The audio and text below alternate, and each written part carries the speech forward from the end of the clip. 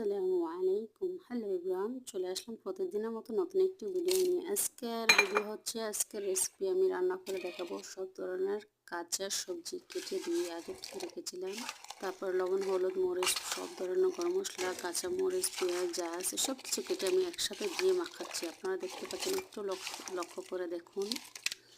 এভাবে মাখিয়ে ভালোভাবে মিক্স করে রান্না করলে খেতে অনেক অনেক টেস্ট হয়। আমি খেয়েছি, আপনারা একদিন রান্না করে খেয়ে দেখবেন, ট্রাই করে। অনেকেই এভাবে রান্না করে, আবার অনেকে রান্নাটা জানে না, তাই অনেকে রান্না করতে পারে না। তাই বলছি একদিন রান্না করে খেয়ে দেখবেন। মাখানো শেষ, এখন আমি একটা পাত্রে দিয়ে দিলাম। এখন দেখুন চুলার মধ্যে দিয়ে দিয়েছি। এখন একটা ফসফস দিয়ে আমি ঢেকে দেবো এটাকে। আপনারা দেখতে পাচ্ছেন ঢেকে দেওয়া শেষ। এখন চুলার জালটা আজকে লোয়ে দিয়ে দিয়েছি, বেশিও না কমও না। দিয়ে দেওয়ার পরে এই যে দেখুন হয়ে গেছে। এখন তরকারিটা খেতে অনেক টেস্ট, অনেক স্মেল এসেছে।